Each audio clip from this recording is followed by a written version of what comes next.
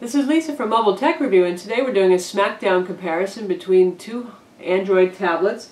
This is the Asus ePad Transformer here on the left, and we've got the new Toshiba Thrive on the right. Both of these guys are very expandable, and so they lend themselves to comparison, but there's a lot of difference too, so we're going to examine that now. They both share the same NVIDIA Tegra 2 dual-core 1 GHz CPU. They have a gig of RAM, and they're available with large amounts of storage, 16, 32. Toshiba, for your budget people, is also available with 8 gigs of storage.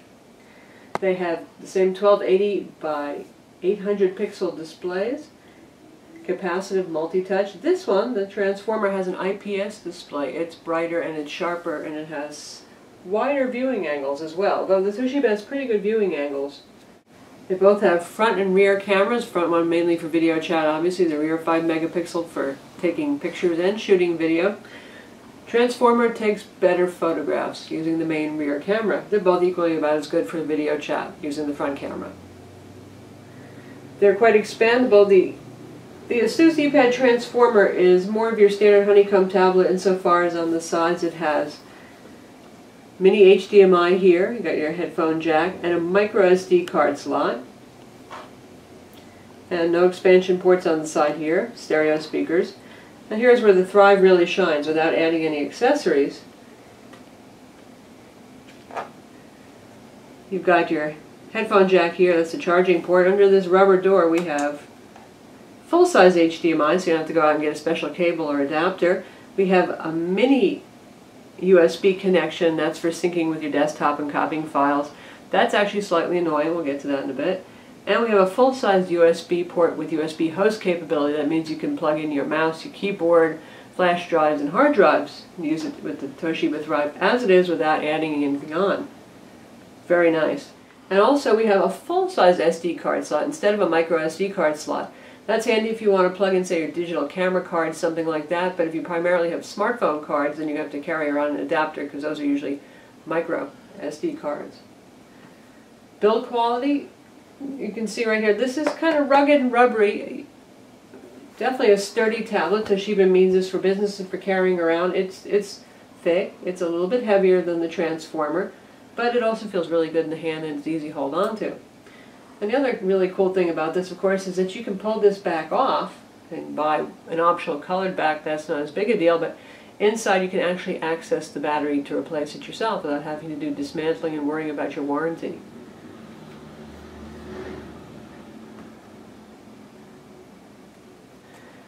The Transformer goes for a kind of, not really an iPad 2 look, but it wants to be that slim, light, metal-looking thing. And it's attractive. It's got that kind of coppery, bronzy metal surround over here.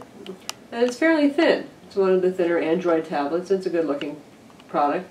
Plastic back. Not end-user removable. That is, they don't intend for you to go taking this thing apart to get to the battery. Definitely a good-looking tablet, and a little bit lighter than some of the others on the market, though not as light as the Samsung Galaxy Tab 10.1, which is the lightest 10-inch tablet on the market. Now, the Transformer earns its name because it literally transforms into a little notebook or netbook, and here's where your expandability comes. This guy will set you back another $149, which I would consider to be a bargain if you're interested in using it in this form factor instead of as a slate tablet. Because you get the keyboard, you get a trackpad, you get another internal battery in here that almost doubles runtime, and it can charge the Transformer. And you get two USB ports. There's one under this door over here. This is your sync charge connector over here for the cable that comes with it. Another USB over here, and a full-size SD MMC card slot. So you've got the micro SD card slot in the device plus this full-size SD card right here. And it goes in like so. So with that accessory, obviously this is even more expandable than the Toshiba is, but the drawback is you need to buy the accessory and you're going to be carrying around this extra piece. Total weight for the two of these guys together is about 3 pounds versus the Toshiba, which is about 1.7 pounds. And when it's in the keyboard dock, it's a really cool looking device, and once you start using it you kind of forget you're not using a notebook or a netbook. It really changes the way you interact with the device. And it looks pretty cool. It looks like a sleek little notebook.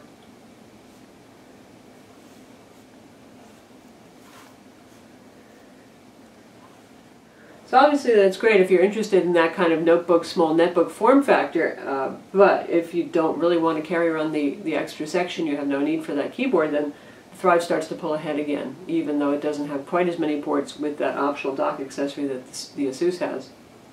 Continuing the portability story, the Asus comes with a small block charger, and the USB cable plugs right in there, so that's handy. You've got your USB for copying files, and you've got your charger with you if you're going somewhere. The Toshiba has a netbook, notebook style charger that's pretty big and certainly weighs more, and this is a little bit odd. We haven't seen this yet on a tablet computer, this kind of charger. So if you're taking the Toshiba with you on the go, bear in mind that you're going to have this with you for added weight, and you're going to have to take the mini USB cable that it ships with as well if you want to transfer files and carry that separately. Unfortunately, it's not micro. I know they want to go for bigger ports here, but everybody has a micro USB cable these days for their smartphone, unless you're an Apple iPhone user, that is. And also, it's just more stuff to carry.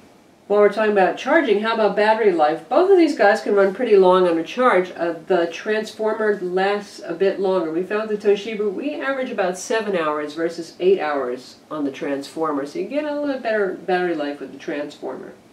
In terms of software, they're both running Android OS 3.1 Honeycomb with Adobe Flash Player, and you can update that every time a new version of Flash comes out, which seems like just about every week. Performance is about the same on each of these two. They both are quite responsive, fast. Again, they have that 1 GHz dual-core NVIDIA Tegra 2 CPU with graphics acceleration. So it's definitely, they're on par with each other. One is not faster than the other. One important thing to note for those of you who are looking at this as a Road Warrior device, the Asus comes with a full version of Polaris Office, which is a very nice MS Office compatible suite that lets you view, create, and edit documents. Very handy when used in conjunction with the keyboard dock, obviously.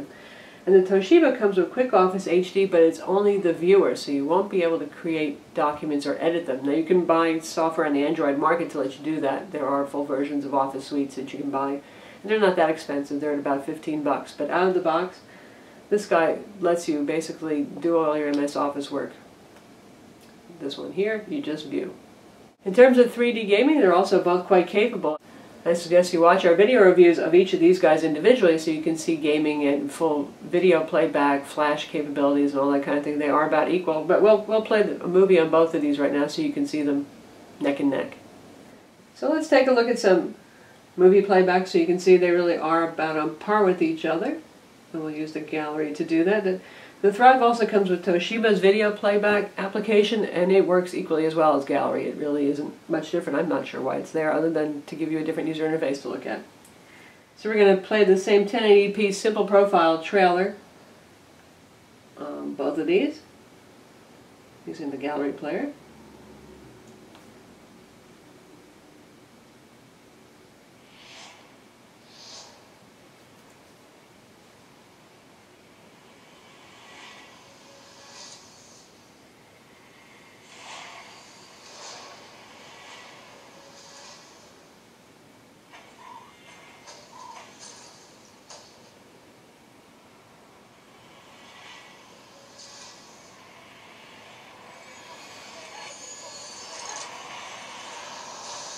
And you can see they're both equally capable for playing back video.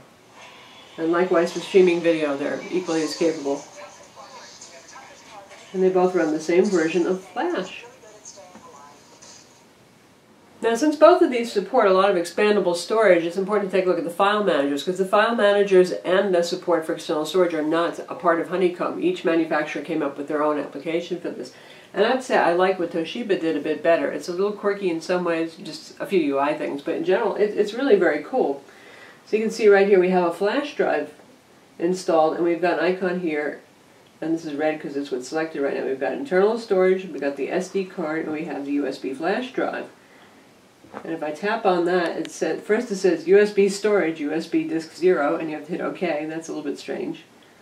And then I can see all my files here, and say if I want to copy something over, I can just press and hold, choose copy, and then it automatically goes to internal storage because it figures most likely I want to put it on internal storage, and I do, and I want to put it in my movies folder. And then right down here you see I have a paste and a cancel option. And it warns you that you shouldn't shut it off or switch out of the application while it's copying. That's probably a limitation because they had to do a custom file manager for this. Now on the transformer over here, I have a micro SD card inserted, same principle in terms of removable storage, and this is a very basic looking file manager in comparison. Right now you have your back button to go to the root level. We are actually at the root level, and this is, SD card means the internal storage, because that's how Honeycomb handles internal storage. It treats it as basically an SD card. And removable means my micro SD. And I can tap on that, I can see everything that I have here as a list folder structure. And we've got a menu option up here to hide system files. There's a select all. There's a create a new folder function here. So here you have a basic directory listing of all the files that's in the directory that I chose. And if you want to select a file to do something with it, there's a little checkbox over here. And you just tap it, and then you can see I have options for copy, cut, delete, or done if I really don't want to do anything. So I want to copy that. And it doesn't automatically take me back to internal storage, so I have to go back to my root level manually. And I want to go to SD card, my internal, and put it in my movie directory over here. And now I'm going to paste. And it's telling me the file already exists, which is a good file manager feature there. So you can see that the Toshiba is definitely a little bit more elegant in terms of what you can do with the file manager more intuitively and more easily. In terms of other software, the Toshiba comes with remote access software, so does the ASUS. The ASUS basically has Splashtop remote desktop that works with Mac and Windows, and the Toshiba Thrive comes with LogMeIn. One last thing that I'm going to note is up here, very PC style, the Thrive. You can see you have LEDs here. There are 3 of them. There's this one here to indicate that it's on, and if it's sleeping, this light's going to pulse slowly.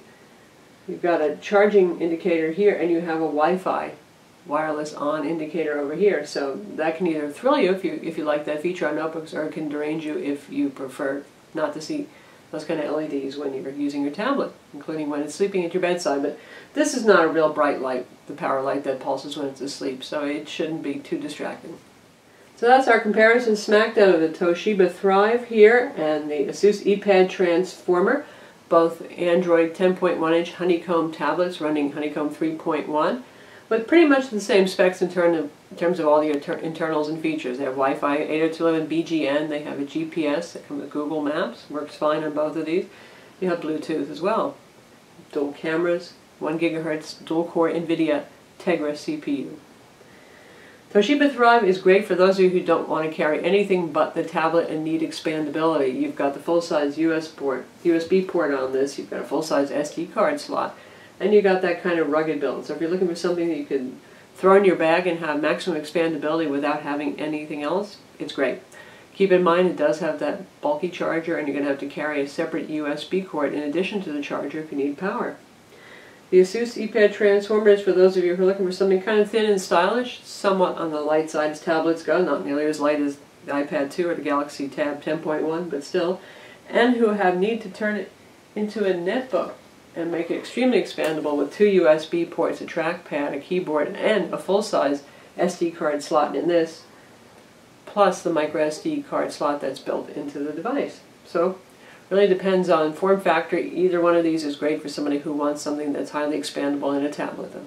I'm Lisa from Mobile Tech Review, and be sure to visit our website to read full reviews of each of these tablets, the Toshiba Thrive and the ASUS ePad Transformer.